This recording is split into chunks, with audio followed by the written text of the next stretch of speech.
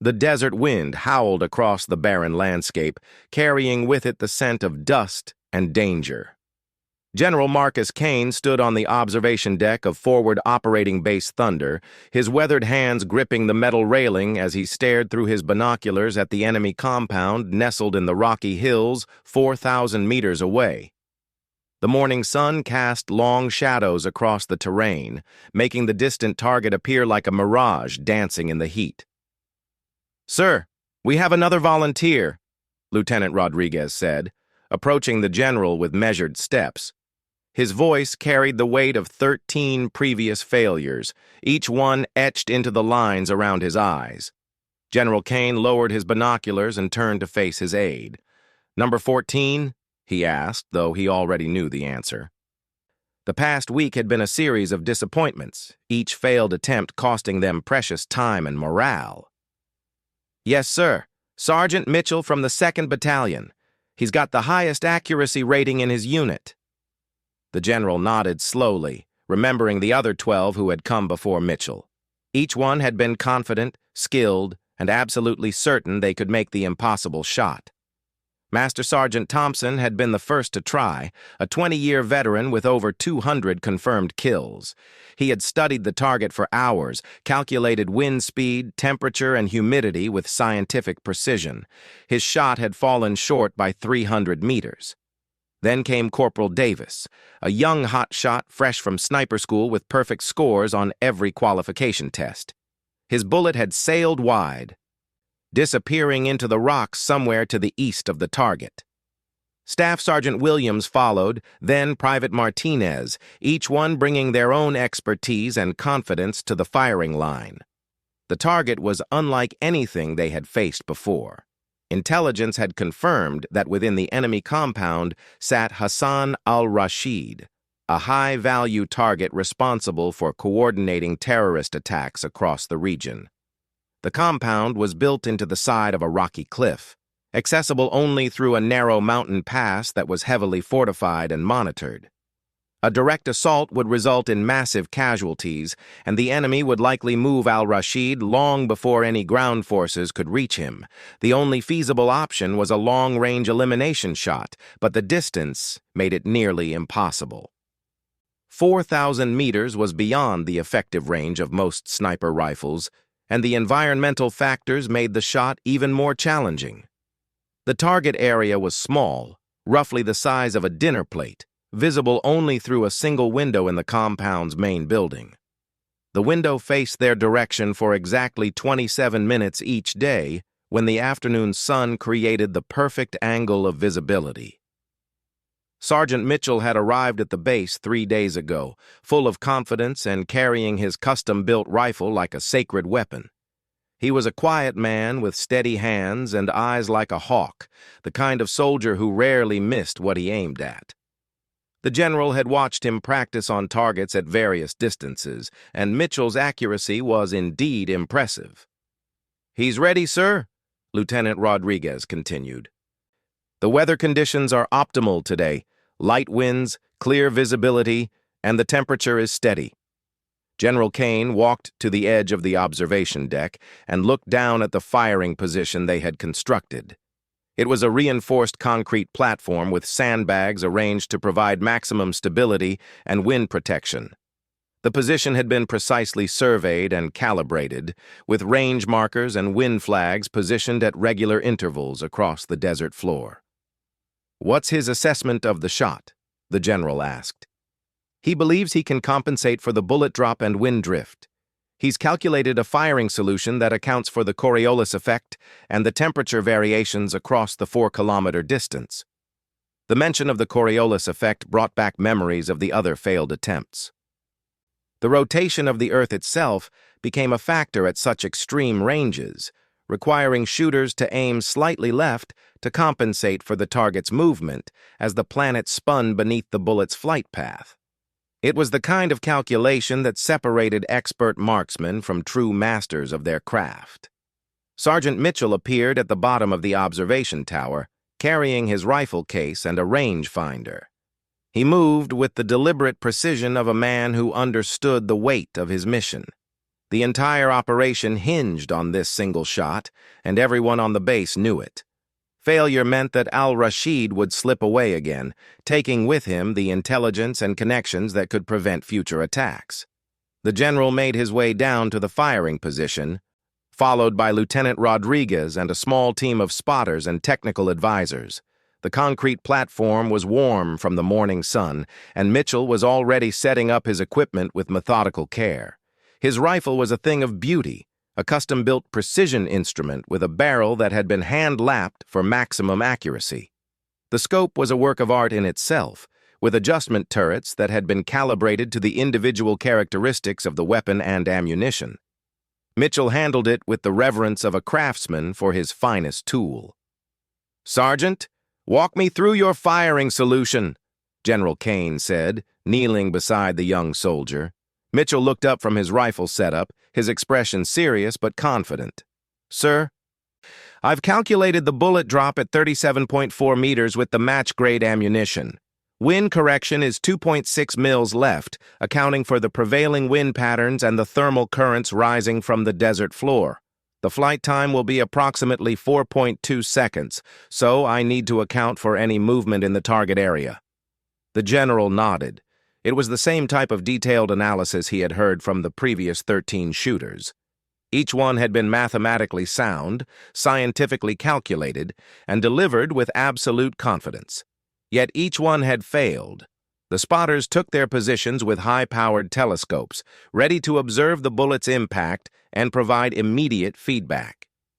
The radio operator established communication with the forward observation post that was monitoring the target compound. Everything was in place for attempt number 14. Mitchell settled into his firing position, adjusting the rifle's bipod and checking the scope's 0-1 final time. His breathing slowed and became rhythmic as he entered the mental zone that all expert marksmen knew well. The world around him seemed to fade away, leaving only the rifle, the target, and the space between them. "Target is visible," came the voice of the forward observer over the radio. "Window is clear. Estimated 25 minutes remaining in the visibility window." The general stepped back, giving Mitchell the space he needed. The desert fell silent except for the whisper of wind across the sand. Even the normal sounds of the base seemed muted, as if the entire compound was holding its breath. Mitchell's finger found the trigger, and he began the slow, steady pressure that would release the shot. His body was perfectly still, his breathing controlled, his mind focused on the single point of light that marked the target window 4 kilometers away. The rifle bucked against his shoulder with a sharp crack that echoed across the desert. The muzzle flash was brief but brilliant, and the smell of burned gunpowder filled the air around the firing position. Mitchell remained motionless, his eyes still pressed to the scope, tracking the bullet's path across the vast distance. "Shot fired," the spotter called out, his voice tense with anticipation. The seconds ticked by with agonizing slowness. 4.2 seconds felt like an eternity as everyone waited for the forward observer's report. The bullet was traveling at over 3,000 feet per second, but the distance made its journey seem endless. "Impact observed," came the crackling voice over the radio. "Miss. Bullet struck the cliff face approximately 50 meters high and 20 meters right of target." Mitchell's shoulders sagged slightly, but he maintained his professional composure. "Damn," he muttered, pulling his head back from the scope. "I thought I had it." General Kane placed a hand on the young soldier's shoulder. "You did good work, Sergeant. That was closer than most." But closer wasn't good enough.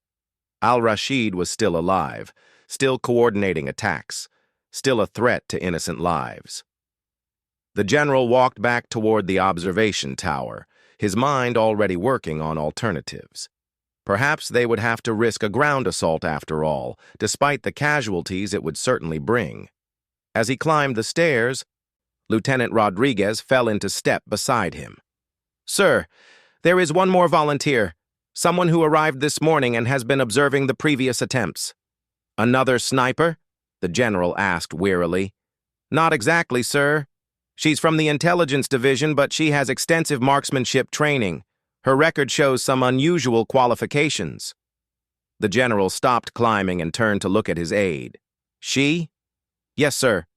Specialist Sarah Chen. She's been working on target analysis for the past 6 months, studying al-Rashid's patterns and the compound layout. She says she's noticed something that the others might have missed. General Kane felt a flicker of interest despite his fatigue. After 13 failures, he was willing to consider any possibility, no matter how unlikely. Where is she? Waiting in your office. Sir, she's been reviewing the ballistic data from all the previous attempts. They climbed the remaining stairs in silence, the general's mind racing with questions. An intelligence specialist with marksmanship training wasn't unprecedented, but volunteering for a shot that had defeated 13 experienced combat snipers took either remarkable courage or dangerous overconfidence. Specialist Chen stood when the general entered his office, her posture straight and professional. She was smaller than he had expected, with dark hair pulled back in a regulation bun and intelligent eyes that seemed to take in every detail of her surroundings. Her uniform was crisp and clean, bearing the insignia of the 304th Military Intelligence Battalion. General Kane, sir, thank you for agreeing to see me. Specialist Chen, I understand you want to attempt the shot. Yes, sir. I believe I can succeed where the others have not. The general studied her carefully. There was no bravado in her voice, no excessive confidence. She spoke with the calm certainty of someone who had analyzed a problem and found a solution. What makes you think you can hit a target that 13 expert marksmen have missed? Chen moved to the wall where a detailed map of the target area was displayed. Sir, I've been studying the compound for 6 months, watching al-Rashid's daily patterns through satellite imagery and drone surveillance. I've noticed something that might be significant. She pointed to a specific area on the map. Every day at the same time, when the target window becomes visible, al-Rashid performs his afternoon prayers. He positions himself in a very specific location within the room, always in the same spot, always facing the same direction. The previous shooters were all aiming for center mass through the window, she continued. But if al-Rashid is in his prayer position, his exact location is predictable to within inches. I don't need to guess where he might be. I know exactly where he will be. General Kane felt the first stirring of hope he had experienced in days.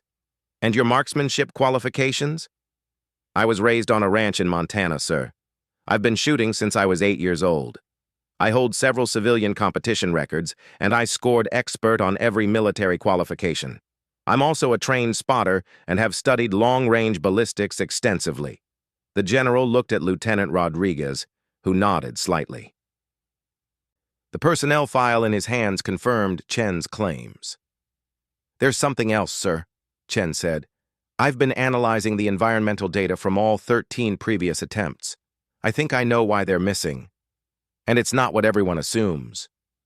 Now she had the general's complete attention. Sarah Chen had never intended to become a sniper.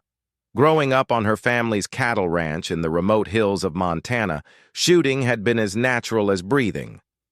Her father, David Chen, was a retired Marine who had married her mother after meeting her during a deployment in South Korea.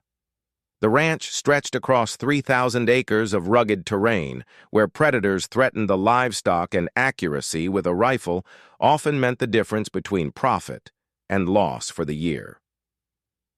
Her earliest memories included the weight of a .22 caliber rifle in her small hands, her father's patient voice guiding her through breathing techniques and trigger control. Shooting isn't about strength, Sarah, he would say during their long afternoons on the makeshift range behind the house.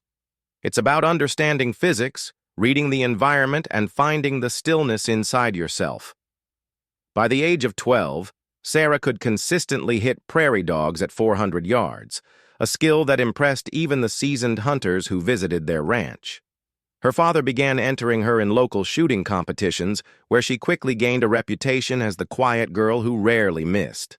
College scholarships followed, but instead of pursuing competitive shooting, Sarah chose to study mathematics and physics at Montana State University. The military had recruited her during her senior year, drawn by her unique combination of analytical skills and marksmanship ability. They offered her a position in military intelligence, where her mathematical background would be valuable for target analysis and ballistic calculations. She had accepted, thinking she would spend her career behind a desk, analyzing satellite imagery and preparing reports for field commanders. That assumption had been proven wrong within her first year of service. Her commanding officer had discovered her shooting background and began assigning her to specialized training programs. She learned advanced ballistics, environmental analysis, and sniper tactics, though always as a support specialist rather than a primary shooter. Her role was to help real snipers make their shots, not to pull the trigger herself. Now, standing in General Kane's office with the weight of 13 failed attempts pressing down on the entire base, Sarah felt the familiar calm that had always preceded her best shots. She had spent the morning reviewing every piece of data from the previous attempts, looking for patterns that others might have missed. "Explain your theory, Specialist," General Kane said, settling into his chair behind the desk. Sarah moved to the wall map and pointed to a series of meteorological readings. "Sir, everyone has been focusing on the standard environmental factors: wind speed, temperature, humidity, and barometric pressure. But I think there's a thermal layer issue that no one has accounted for." She traced a line from the firing position to the target. "The bullet's path crosses 3 distinct terrain types. First, it travels over the desert floor for the first 1,500 meters. Then it passes over a rocky outcropping that's been heated by the sun all morning.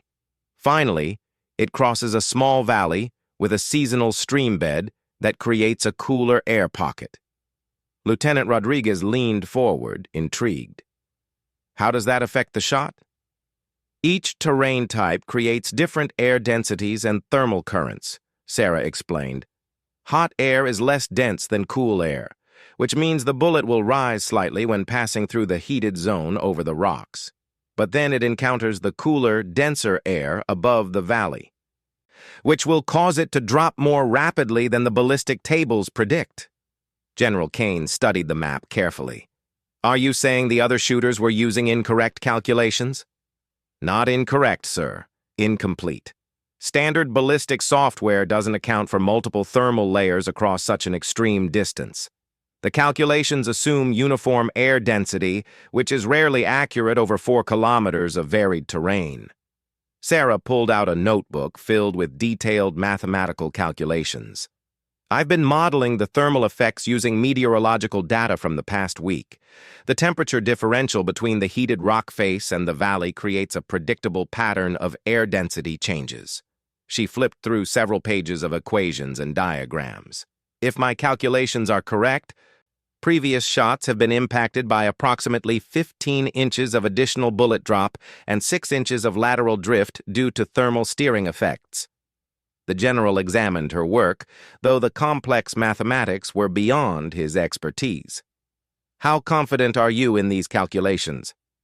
"Confident enough to stake my career on them, sir." There was something in her voice that reminded the general of the best soldiers he had known, a quiet certainty that came from thorough preparation and absolute confidence in their abilities. He had learned to trust that instinct in others, and he was beginning to trust it in Sarah Chen. "Tell me about your shooting background," he said. Sarah closed her notebook and faced him directly. "I started competing in long-range precision matches when I was 16. My longest successful shot in competition was 1,800 meters. I've made kills on wolves and coyotes threatening our livestock at distances up to 1,200 meters.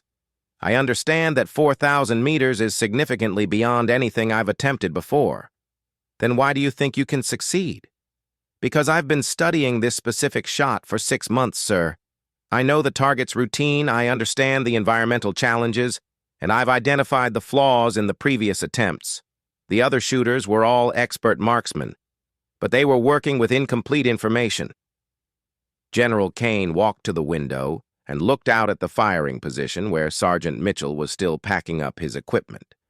The sight of another defeated sniper weighed heavily on his mind. There's something else you should know, Sarah continued. I've been in communication with Dr. Robert Kellerman at the Army Research Laboratory. He's been developing new ballistic modeling software that accounts for complex environmental factors. I've been beta testing his program for the past 3 months. This was news to both the General and Lieutenant Rodriguez. You've been working with the Army Research Lab? Rodriguez asked. Unofficially, sir. Dr. Kellerman heard about my background and recruited me to help test his software against real-world shooting scenarios. The program I've been using is several generations ahead of the standard ballistic calculators. Sarah pulled out a ruggedized tablet computer. This software can model thermal layers, altitude variations, and even the Coriolis effect with unprecedented accuracy. I've been feeding it data from this specific location and target for the past week. She activated the program, and the screen filled with a 3-dimensional representation of the terrain between the firing position and the target. Colored zones indicated different thermal conditions, and wind vectors showed the predicted air currents at various altitudes. The program accounts for every factor I can measure, she explained. Bullet velocity degradation over distance, spin drift characteristics specific to the ammunition we're using, even the gravitational variations caused by the local terrain features. General Kane was impressed despite himself. And this program says you can make the shot? It says the shot is possible within acceptable parameters. The success probability is approximately 68%, assuming I can execute the firing solution correctly. Those odds were better than anything they had achieved with the previous attempts, but the general was still cautious. What do you need? Permission to use my own rifle, sir. I know its characteristics better than any weapon in the armory. Also, I'd like to observe the target during the visibility window today to confirm my behavioral predictions about Al-Rashid's prayer routine. Your own rifle? Sarah nodded. It's a custom-built precision rifle chambered in .338 Lapua Magnum. I had it built specifically for extreme long-range shooting. It's been my competition rifle for the past 5 years, and I know exactly how it performs under various conditions. Lieutenant Rodriguez made a note in his file. We'll need to inspect and approve any personal weapon before it can be used in a military operation. Of course, sir. The rifle is currently secured in my quarters. Your armorers are welcome to examine it. General Kane made his decision. Specialist Chen, you have permission to attempt the shot. But I want you to understand the stakes here. If Al-Rashid escapes because we've wasted time on failed attempts, a lot of people are going to die. I understand, sir. Lieutenant Rodriguez will coordinate with you on the technical requirements. I want this attempt made tomorrow during the optimal visibility window. That gives you 24 hours to prepare. Sarah saluted. Thank you, sir. I won't let you down. After she left the office, General Kane sat in contemplative silence. 14 attempts at an impossible shot seemed like madness, but the intelligence was too valuable to ignore. Al-Rashid's elimination would save lives and disrupt terrorist networks across the region. Lieutenant Rodriguez remained in the office, reviewing Sarah's personnel file. Sir, her record is impressive, but she's never been in combat. This will be her first operational mission. Sometimes that's an advantage, the general replied. She doesn't carry the weight of previous failures, and she's approaching this problem from a completely different angle. The rest of the afternoon was spent in preparation. Sarah's rifle was retrieved and inspected by the base armorer, who pronounced it to be one of the finest precision weapons he had ever examined. The custom barrel, match-grade trigger, and precision scope were all military-grade components assembled to exacting standards. Sarah spent hours at the firing position, studying the terrain through her scope and taking detailed environmental measurements. She set up anemometers at various points along the bullet's path to measure wind patterns, and she used an infrared thermometer to map the temperature variations across the landscape. The advanced ballistic software ran continuously on her tablet, updating its calculations as new environmental data became available. The firing solution evolved throughout the day as conditions changed. but the fundamental parameters remained consistent with her theoretical predictions. As the sun began to set, Sarah made her way to the forward observation post for her first direct look at the target. The bunker was carved into a hillside 2 kilometers closer to the enemy compound, equipped with high-powered telescopes and communication equipment. Staff Sergeant Williams, the observer who had been monitoring al-Rashid's routine, greeted her with professional courtesy, tinged with skepticism. "Ma'am, I've been watching that window for 3 weeks. The target is barely visible even with our best optics." Sarah settled behind one of the telescopes and adjusted the focus. The compound appeared as a cluster of buildings built into the rocky cliff face, their earth-colored walls blending seamlessly with the natural stone. The target window was a small, dark rectangle in the largest building, seemingly no bigger than a postage stamp at this distance. "There," Williams pointed. "That's the window. You can see it's currently in shadow. But when the afternoon sun hits it at the right angle tomorrow, it becomes visible for about 25 minutes. Sarah studied the window intently, noting its position relative to the other architectural features. "What time does the visibility window typically occur?" "Between 1400 and 1425 hours, depending on atmospheric conditions. The angle has to be exact, or you can't see anything inside the room." As if summoned by their conversation, a figure moved past the window. It was barely a shadow, more of a suggestion than a clear sighting, but Sarah felt her heart rate increase. Somewhere in that distant building, Hassan al-Rashid was conducting the business of terrorism, planning attacks that would kill innocent people. "That's him," Williams confirmed. "Same time every day. He performs his prayers, reviews some documents, and then moves to another part of the building. If you're going to take the shot, it has to be during that specific window." Sarah remained at the telescope until well after dark, memorizing every detail of the compound and the surrounding terrain. The weight of the mission was beginning to settle on her shoulders, but it felt familiar rather than overwhelming. It was the same focused pressure she had experienced before every important shot in her life. Back at her quarters, she cleaned and inspected her rifle with the methodical care of a surgeon preparing instruments. Every component was examined, every adjustment verified. The rifle had traveled with her from Montana to 3 different military bases, and it had never failed her when she needed it most. She loaded 20 rounds of match-grade ammunition, though she would only need 1 if everything went according to plan. Each bullet was hand-selected for weight consistency and ballistic coefficient, components of the same lot number that she had used to establish the rifle's zero and trajectory data. Sleep came surprisingly easily that night. Sarah had learned long ago that anxiety was the enemy of accuracy, and she had developed techniques for maintaining mental clarity under pressure. She visualized the shot sequence repeatedly, mentally rehearsing every aspect of the firing process until it felt as natural as breathing. Dawn brought clear skies and light winds, nearly optimal conditions for the attempt. Sarah arrived at the firing position early, wanting time to make final adjustments and prepare mentally for the shot. Her rifle rested on the concrete platform like a precision instrument, which in many ways it was. General Kane appeared as she was making final scope adjustments. "How do you feel, Specialist?" "Ready, sir. The environmental conditions are favorable and all my calculations check out." "Any last-minute concerns?" Sarah looked up from her rifle and met the general's eyes. "Sir, I've done everything I can to prepare for this shot. The mathematics are sound, the equipment is functioning perfectly, and I understand the mission requirements. If al-Rashid follows his established routine, I believe I can eliminate the target." The general nodded, recognizing the quiet confidence of a true professional. "The forward observer reports that conditions remain optimal. You have authorization to take the shot when ready."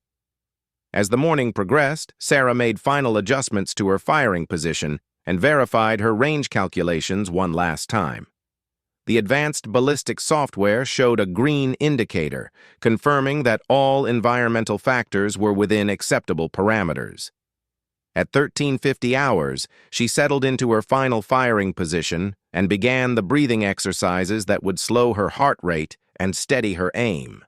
In 10 minutes, the target window would become visible, and Hassan al-Rashid would begin his afternoon prayers. After 13 failures, the 14th attempt would determine whether this impossible shot was truly impossible, or whether it simply required the right person with the right preparation and the right understanding of the challenge. Sarah Chen was about to find out which was true. The afternoon sun climbed toward its predetermined angle as Sarah Chen settled into her final firing position. Her rifle rested on the concrete platform with absolute stability, the bipod legs adjusted to the precise height she had calculated. The weapon had become an extension of her body after years of practice, its weight and balance as familiar as her own heartbeat. General Kane stood 20 feet behind her, surrounded by the technical team that had supported the previous 13 attempts. The atmosphere was different this time. Less expectant hope and more cautious optimism based on Sarah's methodical approach and detailed analysis. Still, everyone present understood that they were witnessing either a historic success or another devastating failure. "Radio check," Lieutenant Rodriguez spoke into his headset. "Forward observer, this is base control." "Base control, this is forward observer," came Staff Sergeant Williams' voice through the speaker. "I have eyes on the target window. Currently in shadow, but we're approaching the visibility angle." Sarah adjusted her scope's parallax setting one final time and checked the wind flags positioned at intervals across the desert floor. The morning breeze had been light and consistent, but she knew that conditions could change rapidly in the desert environment. Her meteorological instruments showed temperature, humidity, and barometric pressure all within the parameters she had calculated. The ballistic software on her tablet displayed the current firing solution in real time, updating continuously as environmental sensors fed new data into the system. The calculated point of aim was precisely 47.3 mils high and 2.1 mils left of the actual target, accounting for bullet drop, wind drift, Coriolis effect, and the thermal layer influences she had identified. "Specialist Chen, what's your status?" General Kane asked quietly. "All systems nominal, sir. Environmental conditions are optimal and holding steady. I'm ready to engage when the target window becomes visible." Sarah's breathing had already shifted into the rhythmic pattern that would slow her heart rate and minimize body movement. She had learned this technique from her father during their early training sessions on the Montana ranch, but years of practice had refined it into an almost meditative state. The chaos and pressure of the military base faded away, leaving only the rifle, the target, and the mathematics that connected them. At 1358 hours, the forward observer's voice crackled through the radio. "Base control, I'm beginning to see definition in the target window. Light is increasing." Sarah pressed her cheek against the rifle's stock and aligned her eye with the scope. At maximum magnification, the distant compound appeared surprisingly clear, but the target window remained a dark rectangle against the earth-colored walls. She could see the architectural details Williams had described: the curved doorway, the decorative stonework, the smaller windows that flanked the target opening. "Forward observer, describe the current visibility conditions," she requested over the radio. "Specialist Chen, I can make out the interior wall of the target room, but no movement yet. Estimate 2 more minutes until optimal visibility." Sarah's finger found the trigger guard, but didn't yet touch the trigger itself. Her father's voice echoed in her memory. "Never put your finger on the trigger until you're ready to fire. The decision to shoot should be deliberate and final." The minutes stretched with agonizing slowness. Sarah maintained her breathing pattern and kept her scope trained on the target area, watching as the afternoon sun gradually illuminated the interior of the distant room. The ballistic computer continued its calculations, making tiny adjustments to the firing solution as atmospheric conditions evolved. Movement in the target area, Williams reported at 14:01 hours. I can see a figure approaching the window. Through her scope, Sarah could now make out details inside the room. The angle of sunlight was perfect, creating a natural spotlight effect that illuminated a section of the interior. She could see traditional Middle Eastern furnishings, ornate rugs, and what appeared to be a prayer mat positioned precisely where her intelligence analysis had predicted. Target confirmed, Williams continued. Hassan al-Rashid has entered the room and is preparing for afternoon prayers. Sarah's pulse quickened slightly, but her breathing remained controlled. The moment she had been preparing for was finally at hand.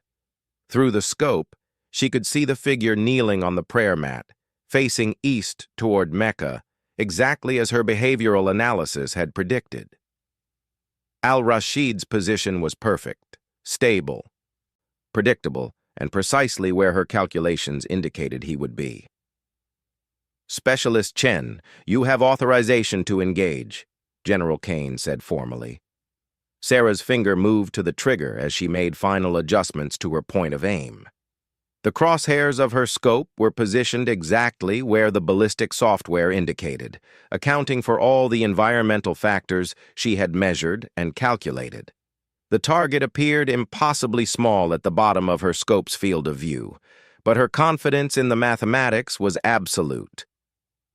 Target acquired, she reported over the radio. Conditions are optimal, engaging in 10 seconds. The desert fell silent around the firing position. Even the constant hum of the base's generators seemed muted as everyone focused on the next few moments.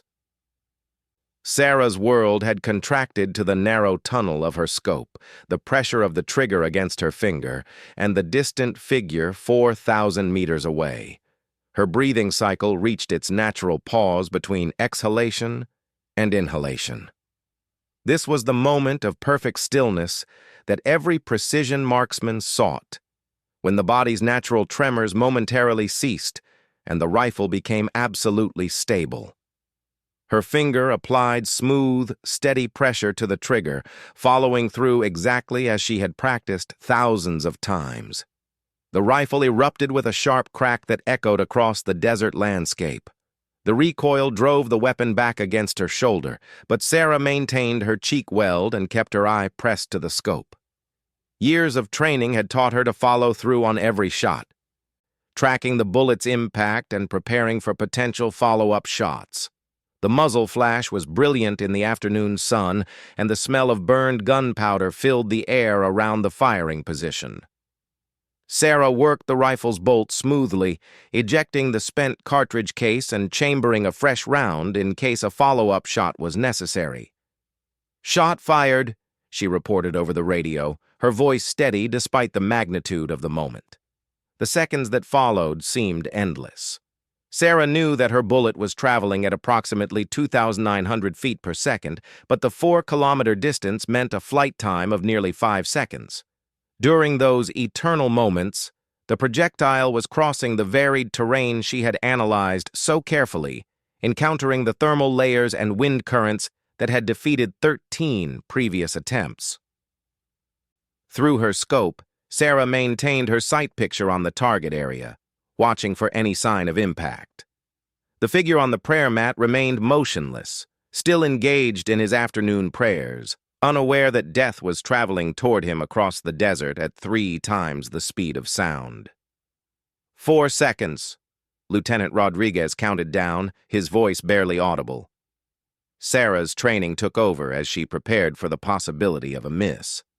Her bolt was already worked, a fresh round chambered, and her firing solution remained valid for immediate follow-up engagement. The ballistic computer was still running, ready to provide corrections based on the observed impact of her first shot. 5 seconds. The radio crackled with static as everyone waited for Staff Sergeant Williams's impact report from the forward observation post. 2 kilometers closer to the target, he would see the results before anyone at the firing position could observe them. Impact! Impact! Impact! Williams's voice exploded through the radio speaker. "Direct hit on target! Al-Rashid is down! The target has been eliminated!" The firing position erupted in controlled celebration as the technical team confirmed the successful shot. Sarah remained motionless behind her rifle, her eye still pressed to the scope, unable to fully process what had just happened. After 6 months of analysis, weeks of preparation, and a lifetime of training, the impossible shot had been made. General Kane's voice cut through the celebration. "Forward observer, confirm target status and maintain surveillance." "Roger, base control, target is definitely down and not moving. I can see significant blood spatter in the target area. Al-Rashid appears to have been killed instantly by the shot."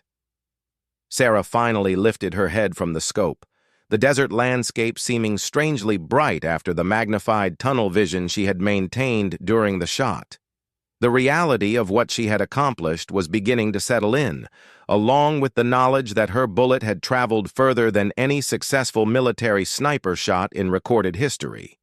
Lieutenant Rodriguez was already on the radio, reporting the successful mission to higher headquarters and coordinating the intelligence gathering that would follow.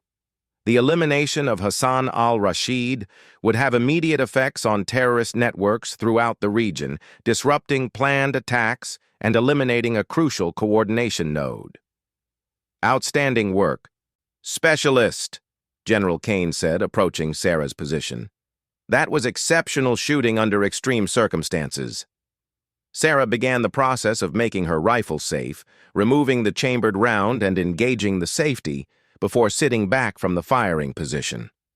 The adrenaline was beginning to fade, leaving behind a mixture of professional satisfaction and the sobering reality of what she had done. "Thank you, sir. The mathematical analysis made the difference. Once I understood the thermal layer effects, the shot became achievable." General Kane studied the young intelligence specialist, who had succeeded where 13 combat veterans had failed. "Your approach was unlike anything we've seen before. The combination of technical analysis and marksmanship skills is remarkable." Over the following hours, the impact of the successful mission became clear. Intelligence intercepts showed immediate chaos within terrorist communication networks as news of al-Rashid's elimination spread. Several planned attacks were canceled or postponed as terrorist cells lost their primary coordinator. The ripple effects would continue for months as security forces rounded up associates whose identities had been compromised by intelligence gathered from al-Rashid's operations. Sarah spent the rest of the day debriefing with intelligence analysts and technical specialists who wanted to understand her methods. The advanced ballistic software she had used was immediately scheduled for wider deployment, and her analysis of thermal layer effects became required study material for military snipers worldwide. The story of the 4,000-meter shot spread quickly through military channels, growing in the telling until it became legendary. The quiet intelligence specialist from Montana had achieved something that military marksmen had considered impossible, using mathematics and technology to overcome physical limitations that had seemed insurmountable.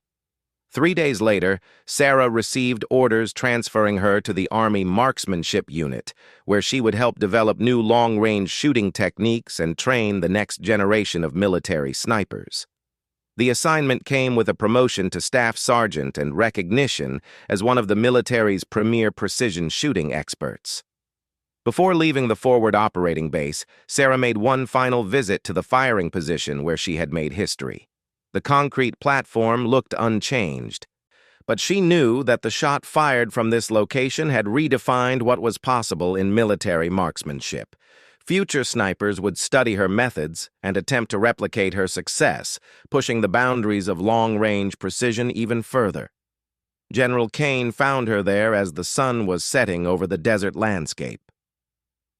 "Any regrets about leaving intelligence work for full-time shooting instruction?"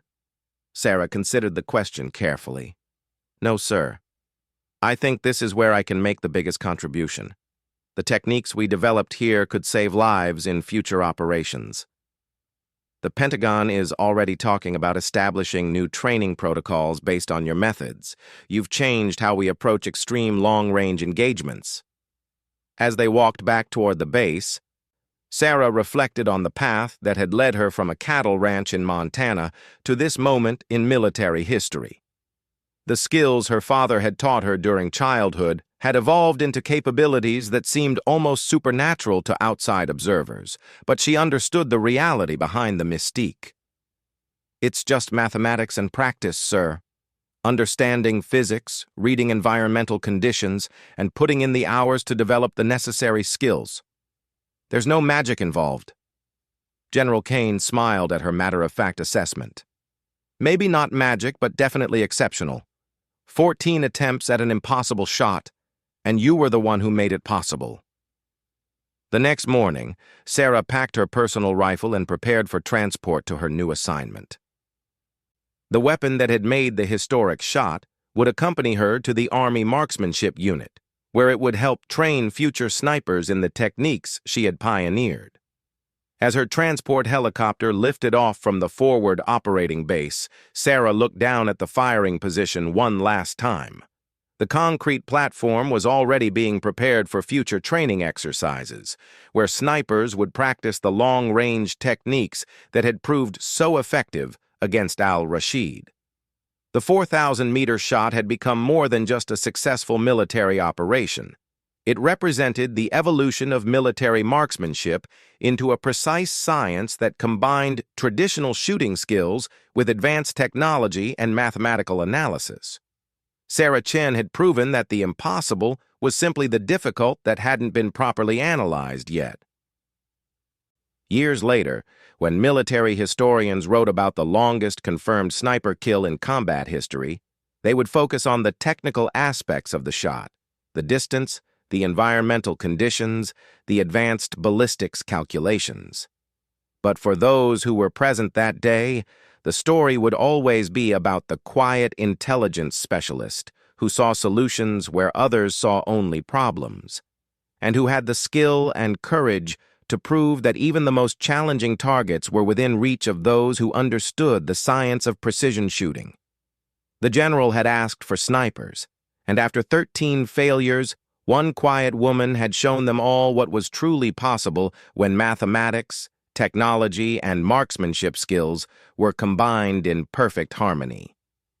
The shot that changed military history had been fired not by the most experienced marksman or the most decorated veteran, but by someone who understood that in the modern battlefield, knowledge and preparation could overcome any obstacle. Sarah Chen's legacy would live on in every sniper who studied her methods, every impossible shot that became possible through proper analysis, and every life saved because someone had proven that 4,000 meters was not too far for justice to reach.